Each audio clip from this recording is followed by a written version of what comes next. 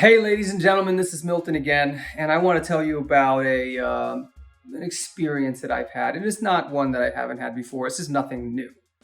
You're the listing agent. You check all your boxes. You pass your inspection, your appraisal. Everything is perfect. We're ready to go. You're reassured by everybody. This is going to close.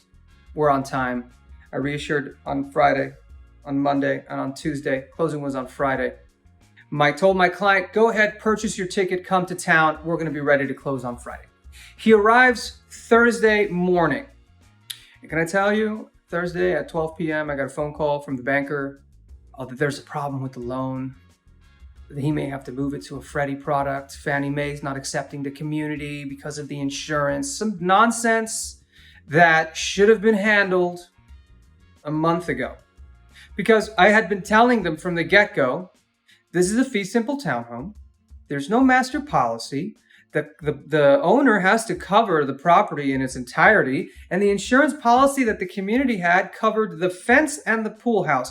It's not even relevant to the mortgage, but underwriters are going to ask what they're going to ask. You have to be able to answer these questions, Mr. Banker.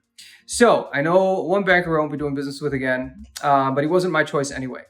Having the right team is very important. And I try to suggest my reputable vendors to clients, whether I'm on the buy side or the listing side, just because I know we're going to get the deal closed and it's going to be smooth and it's going to be on time. No one's going to get ripped off. It's going to be a good deal and a good experience for the mutual benefit of everybody involved. But unfortunately, I don't have that kind of control. I can't make anybody do anything. And in this particular situation, the banker had so many other people involved in this transaction that all these things got lost in translation. Person number one thought person number two was handling it. Person number two thought person number three was handling it. And at the end of the day, you know who had to handle it? Me, this guy. Because it doesn't matter how well I do my job.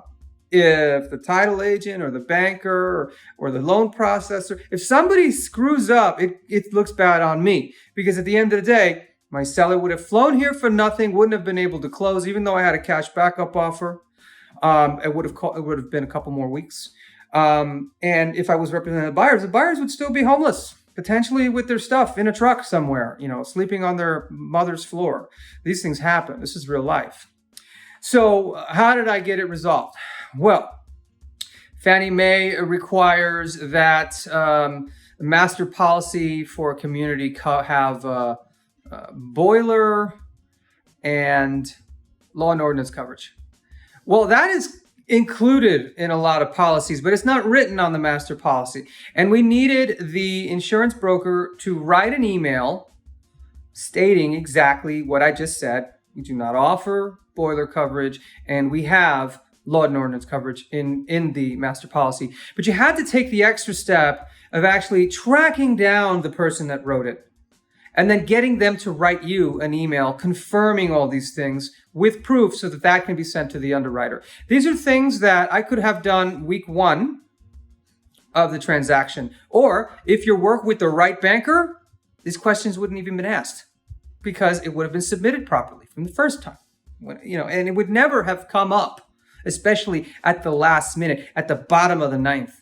Well, in any event, I got it done because I called the insurance carrier. I called every single office in the United States. I finally got to somebody that picked up the phone, that gave me the guy that wrote the policy.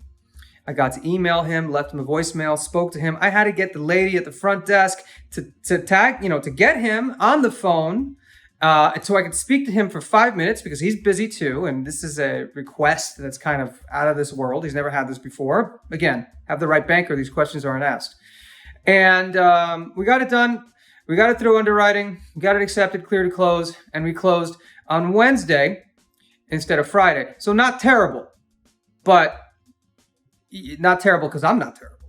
So in any event, you don't expect a thank you. We all closed. The buyer's living in the house. My client has his money, and we're now looking for another property to purchase. He's still in town because I planned ahead. Stay here for 7 days or 10 days. Don't just come for 2 days because these things happen. But when things fall through the cracks, you got to pick everybody up and you got to do their job. Unfortunately, if everybody did their job, these things wouldn't happen, but things fall through the cracks. So as a realtor, be prepared to put on your title agent hat, your banker hat, your insurance broker hat. You got to have all these tools. You have to know a little bit about everything when it comes to the transaction and every single step in that transaction in order to get things closed, because your clients depend on you. So study up. You got to know what you're talking about. You got to know what everybody else's job is so that they do it right. And that's how I close deals. That's your tip of the day.